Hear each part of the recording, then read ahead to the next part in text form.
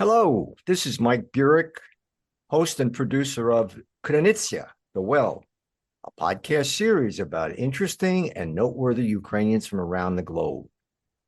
Today is Friday, October 11th, 2024. This episode is produced for The Ukrainian Weekly, a newspaper published in English for the global Ukrainian community since 1933.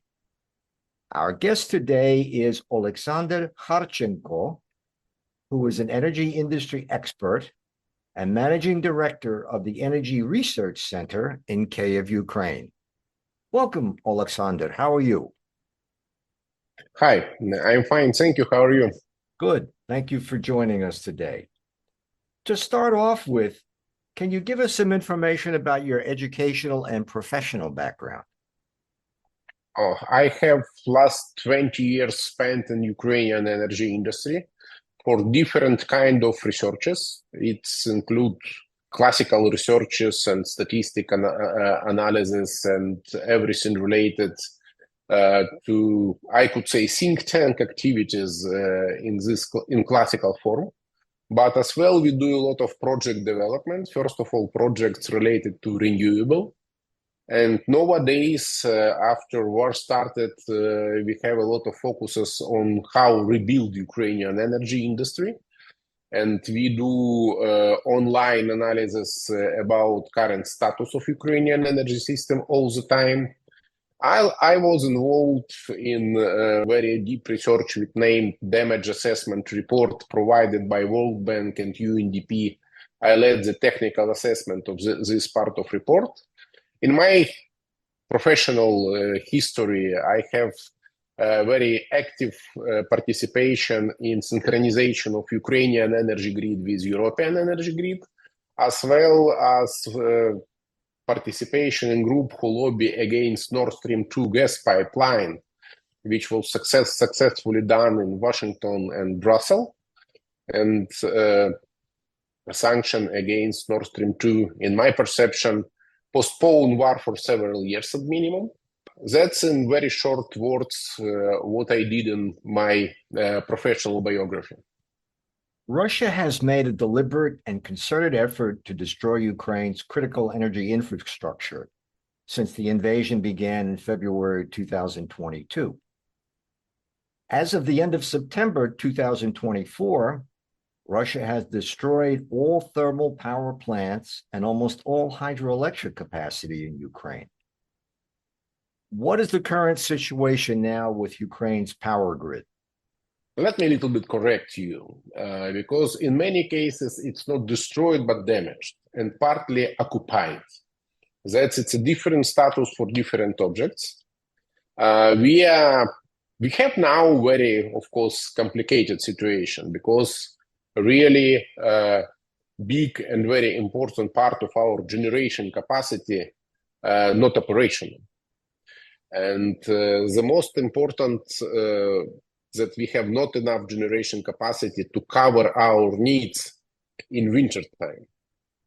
And deficit which we can forecast for this winter in case we will have weather like -15, -20 by Celsius for 2-3 weeks, which is in weather forecast for end of January and February, will create some deficit near 10-15% at minimum of generation capacity, which means technically that some even households will be limited in power supply, and these limits will be between 4 and 8 hours per day.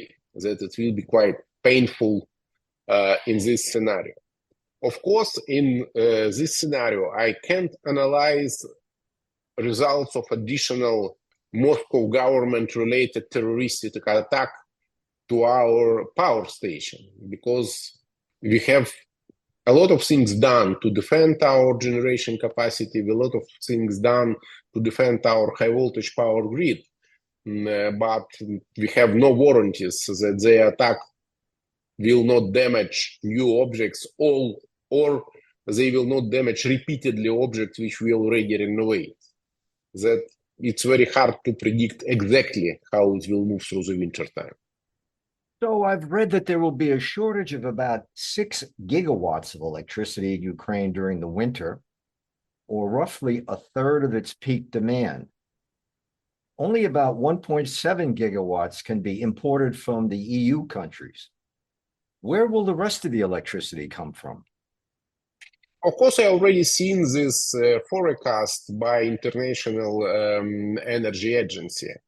But the point is that our renovation moving far faster than international experts predict.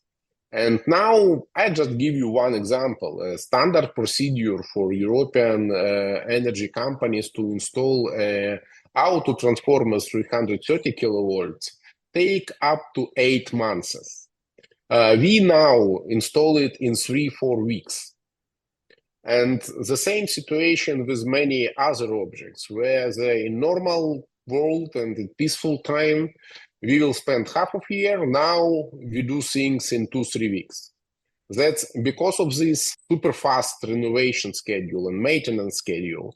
Now we have some capacity which is already renovated. As well, we have a clear schedule about renovation of other capacity before November, December. And when I can see what is in schedule, how it's look with generation capacity, which has to be operational in 1-2 months, it's look like with temperature up to 0, -3 Celsius, -5 Celsius, we will not have deficit at all. One more time, it's without additional attack factor. So going back a few minutes, you talked about possible blackout periods in the winter of between 4 and 8 hours a day. And obviously that's dependent on the weather and the temperature. Would this be throughout Ukraine or in certain specific regions, such as Kyiv, for example?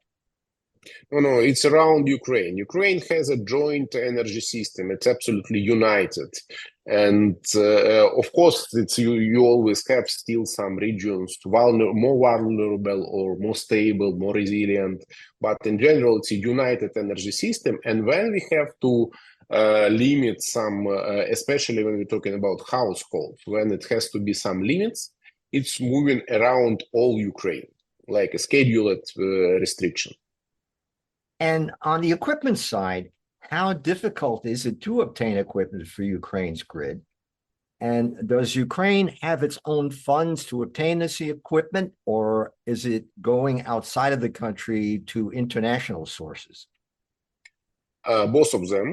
And us yesterday on conferences, CEO of our transmission system operator said they already have 3 times more equipment reserves than they usually has in peaceful time.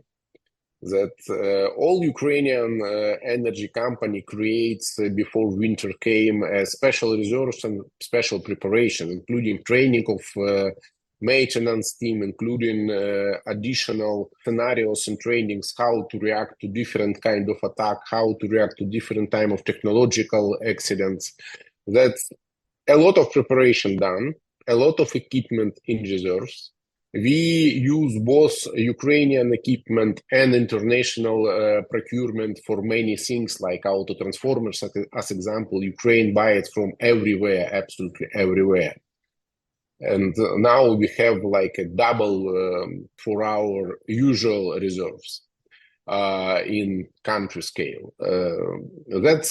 We do a lot for this kind of preparation, and I think that everything possible more or less done. It's not a warranty, but we did our best to prepare energy system to this winter.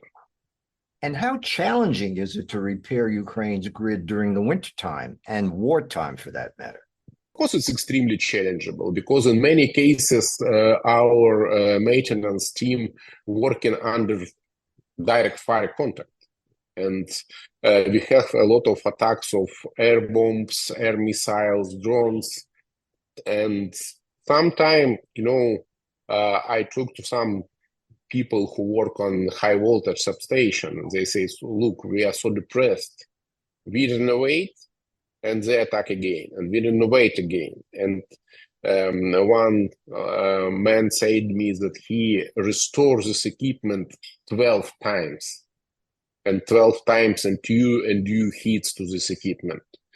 And of course, it's complicated. Of course, in winter time, when it's cold, when it's really windy, it's very complicated job. But people work really how it need just to cover power supply for Ukrainian households, for our enterprises, for army itself. I'm absolutely sure that everyone who work in energy industry will do absolutely best possible things. And what about manpower in the energy industry? Is there any shortage of it at this point? Ukraine now, because of war, have a lot of human resource deficit in different direction, including, of course, in energy itself. We still have a lot of excellent engineers and a lot of staff, and we cover all key needs, but it's never enough.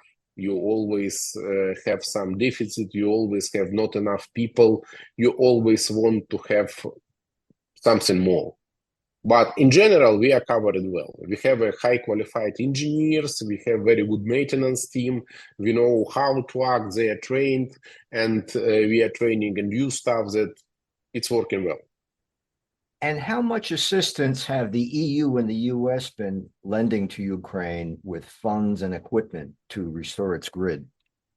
Let me be fair with you. It's more peanuts. Only one channel really worked well, in my perception. It's a national transmission system operator, Ukrenergo, who collected $1.5 billion of support, who really used the support in very effective way and provide like a top quality service to high voltage power grid. But everything else altogether, we can say about 700-800 million in statement and 200-300 million in delivery. And in compare is what is broken, it's very small part. But I have clear understanding why it's happened. It's not people who provide this help, they are not people who has a real understanding of energy industry. They are diplomats, sometimes they are people from financial sphere, but they have no real understanding what has to be done, how it has to be done. And when someone came to them and said, guys, we need, I don't know, 20 million US dollars to buy something to install here, and it will help to Ukrainian energy system much. They can't evaluate themselves. Is it effective way to spend this money or not? And they have a lot of doubts. Is something wrong or is it right? And not enough competence create quite a situation when a lot of statement about support is done, but much less delivered. What has to be done in my mind? International donors, international support has to be reframed a little bit. And it has to be focused to help to private business who is ready to go to Ukraine and to build new projects in Ukraine, to renovate generation capacity, to build new generation capacity, new technological, new renewable, gas-fired, biogas, biomass-fired. Provide to some investor insurance, provide to them warranty of supply. And it will give a better result because private investor will move fast. They will be effective because they want to take their money, they want to make money and in a fast possible way. And they will build faster and better than any bureaucracy and state-related organization. That's in my mind, has to be a next step in international support to Ukraine in energy sphere. Help to business go to Ukraine. They want, but they're afraid. It's a war time. You build something, one missile, and you have nothing. Provide them insurance for this kind of situation, and they will go. I have a lot of contacts. I have a lot of discussion with different people who look into Ukrainian opportunity. They see that Ukrainian energy industry need investment and they are ready to invest, but please help them to cover this risk. That leads us to our final question, Alexander. So, what would encourage international investors to come to Ukraine and make that investment in the energy infrastructure? In real life, Ukraine now is absolutely perfect place to invest in energy industry in Europe. Because of, first of all, Ukraine is fully integrated with European energy grid. And European market is absolutely available for Ukrainian generation capacity. You can sell to any European countries. And it means technically that if you build something in Ukraine, you have perspective to operate in market of European Union. And the difference between situation, and it's important to mark that all Eastern European country, as well as some Central European country, has a deficit of electricity. They plan to build capacity, but bureaucracy in European Union is quite slow. And to take all permission and to take all needed documents, like example, in average in European Union, you need 10 years for middle-sized energy project. I was very surprised when my CEO of transmission system operator in Germany said to me that they built one high voltage power line, and to obtain permission to build it, they spent 17 years. In Ukraine, now, because of deficit of generation capacity, because we need to rebuild our energy industry, you can obtain all permission in 1 year, like absolutely everything. And price of installation is cheaper than in Europe. Then you have option to build capacity in Ukraine, especially green capacity, renewable. We have a huge potential for wind, for solar. We have biomass. We can produce biogas and export it to European Union. It's absolutely open business opportunity for any kind of investors. But to ensure that they will not lose their investment, they need real insurance for wartime. To start this now, they need this insurance. And where does this insurance come from? Is that something that the Ukrainian government has to provide? No, I don't think that Ukrainian government is enough insurance for international big-scale investors. For now, only two organizations is able to provide this kind of insurance. It's a Development Financial Corporation, US-based agency, and MIGA, it's a part of World Bank Group. But their capacity is limited. And what international donors can do, they can provide money to some other organization and to give them option to other insurance company, to other state agency related to insurance, and give them option to provide this insurance to private investors who will invest Ukrainian energy.